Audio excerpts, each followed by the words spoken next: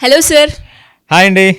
ఎవరైనా మనని నెగిటివ్‌గా మాట్లాడినా, లేదు అంటే మనం ఉన్న సరౌండింగ్స్‌లో కనుక మన గురించి నెగిటివ్‌గా మాట్లాడినప్పుడు, అవే మనకి బ్రెయిన్‌లో ట్రిగ్గర్ అవుతూనే ఉంటాయి. మనం ఒక వర్క్ మీద కాన్సంట్రేట్ చేయలేము.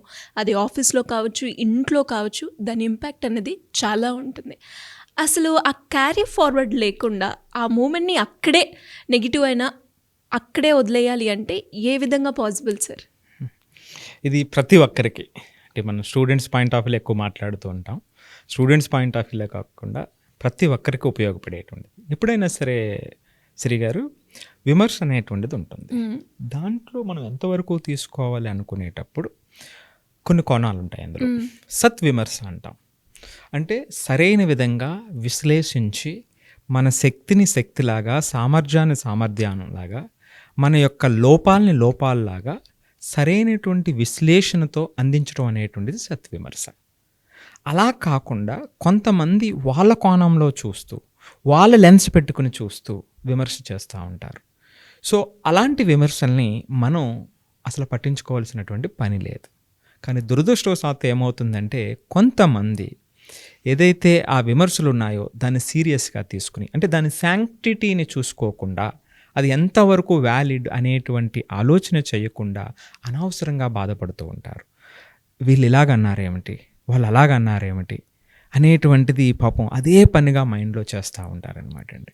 దీనికి సంబంధించి ఒక అద్భుతమైనటువంటి కథను చెప్తానండి. Sure sir. వివేకానంద స్వామి వారి కథ. హ్మ్.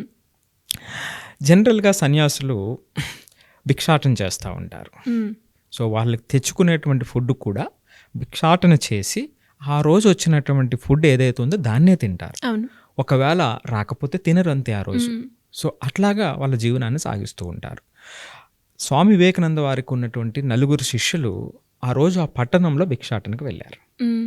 భిక్షాటనకు వెళ్ళిన తర్వాత ప్రతి ఇంటికి వెళ్తూ ఉండగా కొన్ని చోట్ల తిడుతున్నారు, కొన్ని చోట్ల లేదు ఇప్పుడు ఏమీ లేదు మీరు పక్కకు వెళ్ళండి అన్నారు. హ్మ్. అలా జరుగుతూ ఉంది. హ్మ్. ఒక ఇంటికి వెళ్ళినప్పుడు ఒక ఆమె ఒక అరటిపండు ఇచ్చారు. ఆ అరటిపండులో సగం పాడైపోయి ఉంది, సగం మంచిగా ఉంది. ఇంకో ఇంటికి వెళ్తే లేదు మా దగ్గర ఏమీ లేదు పక్కకు వెళ్ళండి అన్నారు. ఇంకో ఇంటికి వెళ్తే తిట్టారు.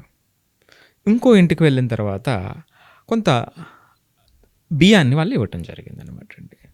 ఒకళ్ళైతే ఒక అరటిపండుని ఇచ్చారు, సగం పాడైనటువంటి అరటిపండుని. మరొకరేమో బియ్యం ఇచ్చారు. అంటే ఇన్ని ఇల్లులు తిరిగిన తర్వాత, ఇంత కష్టపడి ఇన్ని గంటలు భిక్షాటన చేసిన తర్వాత వాళ్ళకు వచ్చింది కొంచెం బియ్యం, ఒక అరటిపండు. వచ్చే టైంలో అంటే మఠానికి మరలా తిరిగి వచ్చేటువంటి సమయంలో ఆ అరటిపండు పాడైనటువంటి భాగాన్ని తీసేసి మంచి భాగాన్ని అక్కడ ఉన్నటువంటి ఒక ఆవుకి పెట్టేసి ఆ బియ్యాన్ని తీసుకుని మఠానికి వచ్చారు. వచ్చిన తర్వాత కొంతసేపు తర్వాత వివేకానంద వారు చూస్తే ఆ నలుగురు శిష్యుల్లో ఒక శిష్యుడు ఒక మూల కూర్చొని ఎంతో బాధగా ఆవేదనగా కనిపిస్తూ ఉన్నాడు. ఆయన మహాజ్ఞాని కదండి. ఆ శిష్యుడి దగ్గరికి వెళ్ళి ఏమైంది నాయనా, ఎందుకు అట్లాగా ఇబ్బందిగా ఉన్నావు అని అడిగితే, స్వామి మనం భిక్షాటనకి వెళ్ళాము, ఎవరు వచ్చినట్టు వాటిని మాట్లాడారు. సో నాకేం అర్థం కావట్లేదు. కొంతమంది అయితే తిట్టారు, హ్మ్. కొంతమంది అయితే పాడైనటువంటి అరటిపండుని ఇచ్చారు. హ్మ్. సో నాకేం అర్థం కావట్లేదు, ఎందుకు మనం ఇట్లాగా అని బాధపడుతూ చెప్తే ఆయనకు అర్థమైంది. ఓహో అట్లాగా అని. ఆయన ఏమి చెప్పకుండా కొన్ని క్వశ్చన్స్ ఆయన ఆ శిష్యుని వేశారనమాట. ఓకే. మొదటి క్వశ్చన్ ఏమిటంటే, హ్మ్. మనకి ఏమి ఇచ్చారు అన్నాడు. హ్మ్. ఏమి ఇచ్చారు అంటే పాడైన ఒక అరటిపండు, హ్మ్. బియ్యం ఇచ్చారు అన్నాడు. ఓకే, మనం ఏం తెచ్చుకున్నాం అన్నాడు. హ్మ్.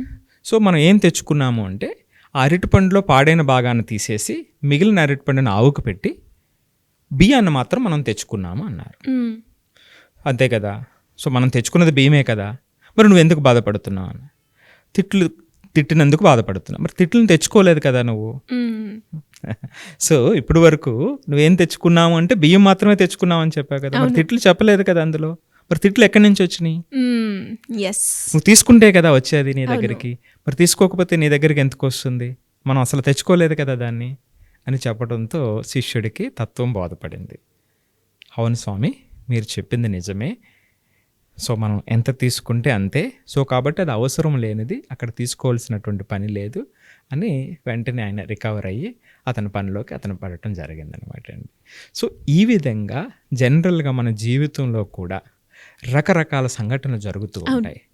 నిజంగా నేను ఇందాక చెప్పినట్టుగా సత్విమర్శ జరుగుతూ ఉండేటప్పుడు ఖచ్చితంగా మనకు ఒక ఆపర్చునిటీ, మన వెల్విషర్స్ కానివ్వండి, మన గైడ్స్ కానివ్వండి, మన మెంటర్స్ కానివ్వండి, మంచి విమర్శ చేసినప్పుడు మన యొక్క సామర్థ్యాన్ని, మన యొక్క లోపాలని రెండింటిని అర్థం చేసుకుని చేసేటువంటి విమర్శ ఏదైతే ఉందో మన ఉన్నతికి ఉపయోగపడుతుంది. అలా కాని విమర్శలన్నీ కూడా అంటే ఈ మొదటి దాంట్లో మీరు ఓపెన్గా లేకపోతే మీ గ్రోత్కి ఆటంకం అవుతుంది. సో లేనివి, అవసరం లేనివి తలకెక్కించుకుంటే మన యొక్క ఎనర్జీ అనేది తగ్గించేస్తూ ఉంటాయి. సో వీటిని పట్టించుకోకూడదు అనేటువంటిది సారాంశం అండి. సో దీనికి మనం ఆ విమర్శను ఎలా తీసుకోవాలి అనేటువంటి దాంట్లో ఆ ప్రాపర్ ట్రైనింగ్ పిల్లలకి ఇవ్వటం చేయాలి. లేకపోతే ఏమవుతుందంటే పిల్లలు ఏది చెప్పినా సరే పట్టించుకునేటువంటి తత్వంలో కూడా వెళ్ళిపోయేటువంటి అవకాశం ఉంటుంది. ఆ మధ్యలో ఉన్నటువంటి ఆ సన్న గీతను చక్కగా మనం రకరకాల యాక్టివిటీస్ ద్వారా వాళ్ళకి వివరించేటువంటి ప్రయత్నం, అర్థం చేసుకునేటువంటి ప్రయత్నం చేయగలగాలన్నమాట అండి. పిల్లల మీద ఎలాంటి ఎఫెక్ట్ చూపిస్తుంది సార్ ఇలాంటి సిచ్యువేషన్ని క్యారీ ఫార్వర్డ్ చేస్తూ ఉండడం వల్ల? చాలా ఎక్కువ ప్రభావం చూపుతుందండి.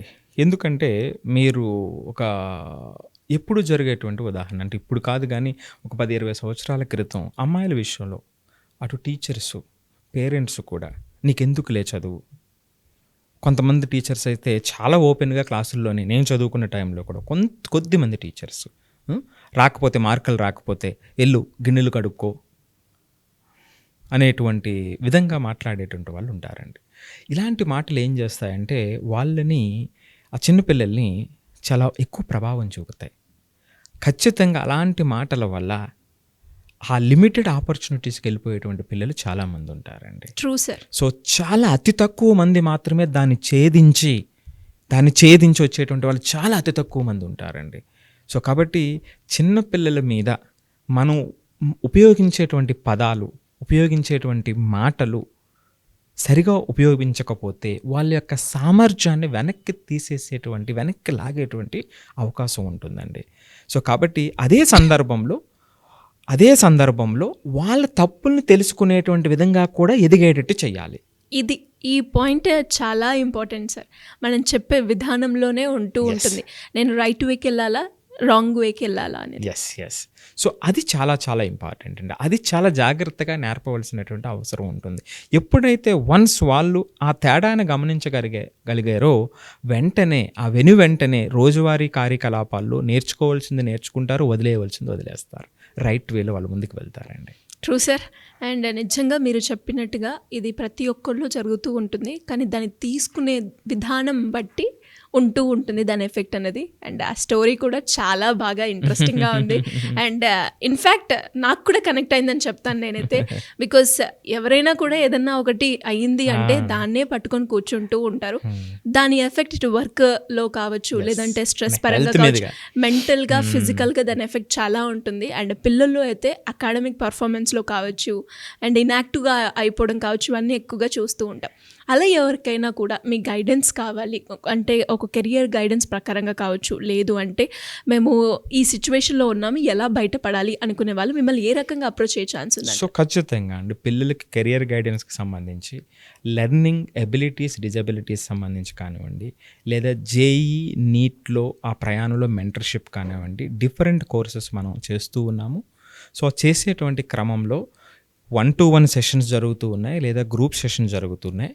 వాళ్ళ యొక్క అవసరానికి అనుగుణంగా స్క్రీన్ మీద ఏదైతే నెంబర్ ఉందో దానికి కాల్ చేసి డీటెయిల్స్ వాళ్ళు పొందొచ్చండి. Thank you sir. Thank you so much. Thank you అండి.